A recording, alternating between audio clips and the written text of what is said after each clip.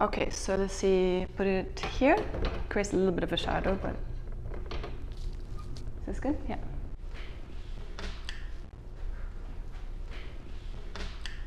How would you describe the Nordic landscape?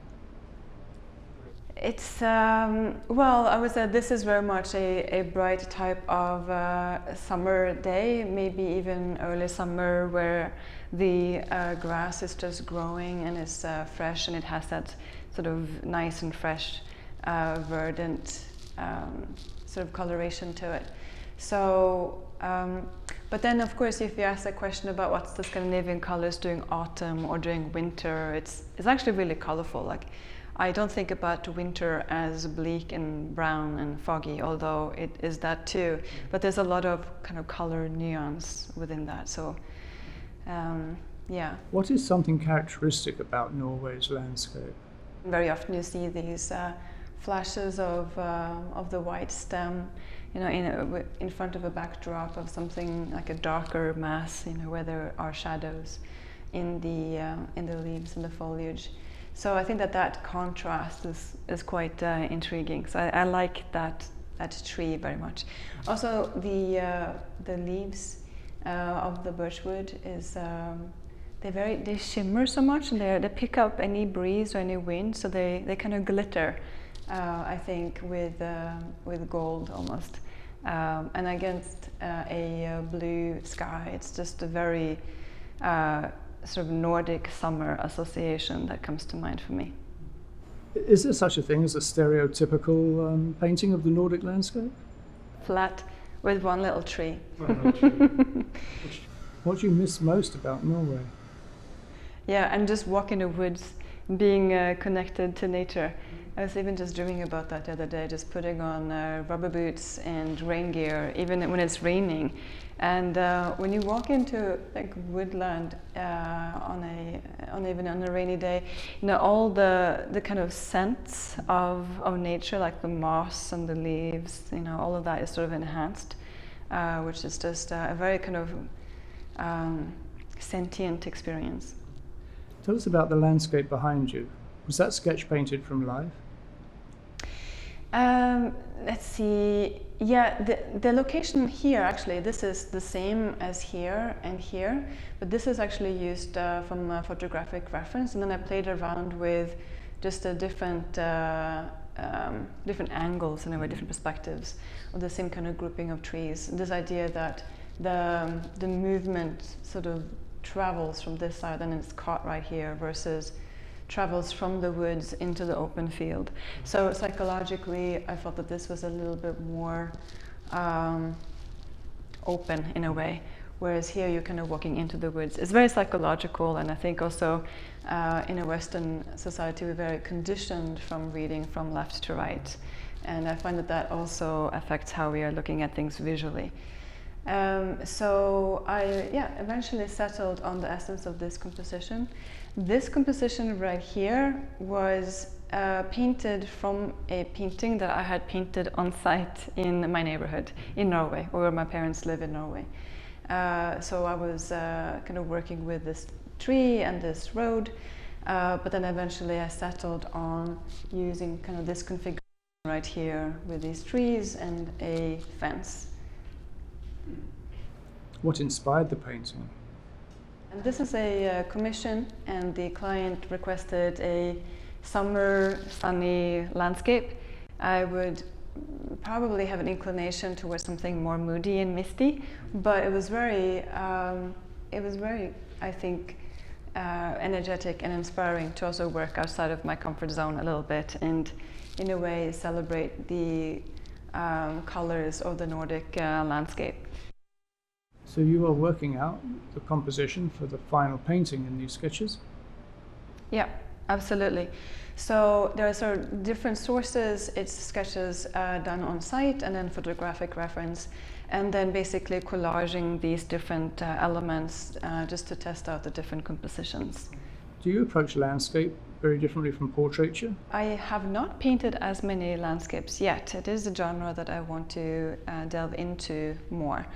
But I find that with portraiture I have much more experience, and I like to explore and experiment, but I know very much like the elements I can predict and anticipate in the process, whereas landscape is a whole nother kind of ball game, in the sense that when one are painting from nature, one have to flow with the motion of light and clouds fleeting by, and be very selective about what to include and what to omit. And I also think that the composition have a lot more maybe potential for variation, and it can also be a little bit more forgiving in some sense. So than portraiture. Like when we work with portraiture, we are working with the, in a way, restrictions of the human anatomy. But when you're working with landscape, you know, this tree could be over here, it could be over here, it could be further away, it could be closer too. So it's just an exponential curve of shape variations. And I think that's both exciting, interesting, and a bit intimidating. What is more challenging to you, landscape or portraiture? I find that when I'm working with something that is a little bit more imaginative, there are, in a way, when I'm working with the element of the unknown more, which I think is also very exciting. But for that reason, yes, it may, require some more layers. For this particular painting, it has been a long-term project. It's almost been about 2 years, but it has been sort of large pauses in between each time I have brought it out. And I think it is nice to also have those projects that kind of stretch out for a longer time, and where it hangs out in the studio, and then I don't like it, and then I start to like it again, and then I start to come up with some ideas about how to bring it further. I find that that's a slightly different creative process than setting something up and then painting it and following through and then completing it. I like both. Do any of your interests in landscape carry over into your portraiture?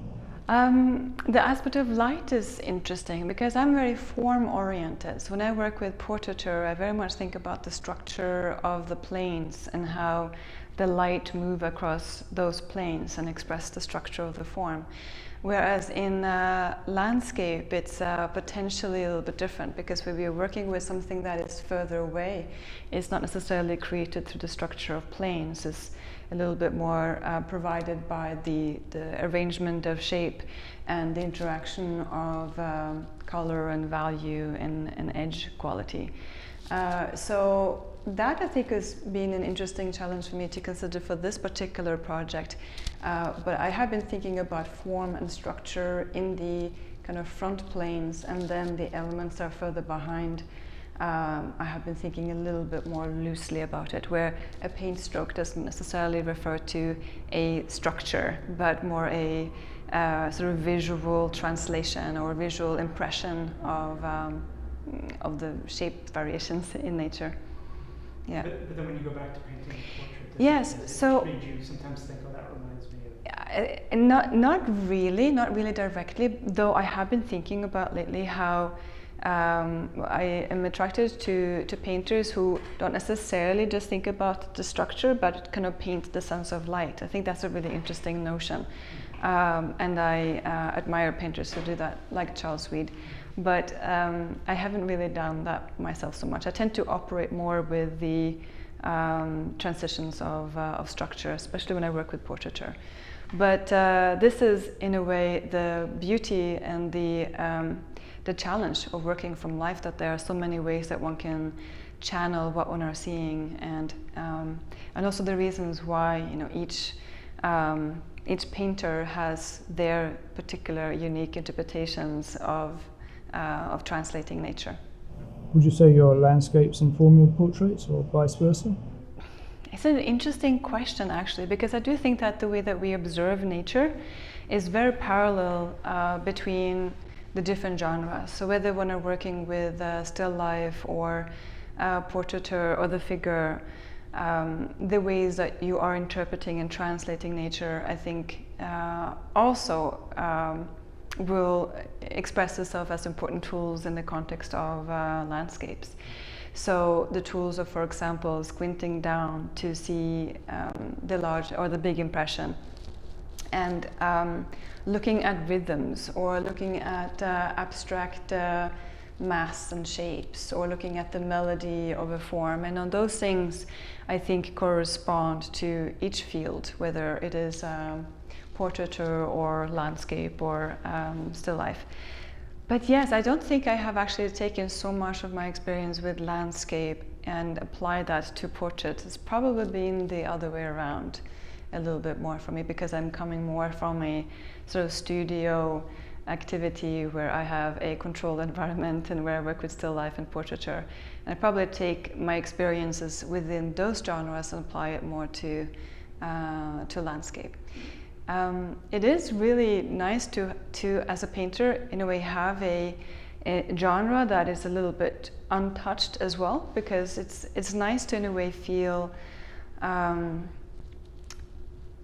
to also feel unexperienced, in a way, to kind of get into a genre that one are not necessarily that doesn't define one's current occupation. It can almost be a little bit like being a hobby painter, which is invigorating. A technical question for you. How close is Norwegian to Swedish? It's very similar. I don't speak Spanish or really Italian, but I would imagine it to be sort of proximal, like that. There is certainly room for misinterpretations, because there are some words that are used in both languages but mean completely different things. Like rolig means calm in Norwegian, and it means fun in Swedish. And what about Danish? Danish is actually more similar to Norwegian in terms of grammar and vocabulary, but their pronunciation is very different.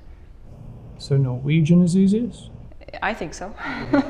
That's a Norwegian. I have always been surrounded by Swedish, actually, so I understand Swedish very well. So when we lived in Sweden, I would incorporate Swedish vocabulary in congregation, depending on what I felt that somebody understood. So I tried to, as much as possible, speak Norwegian instead of switching 100% to Swedish.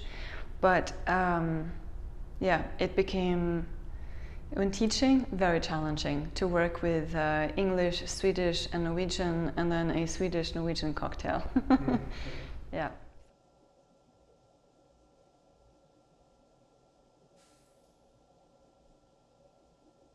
No, I cannot. It doesn't exist. Otherwise I would. Okay. Yeah.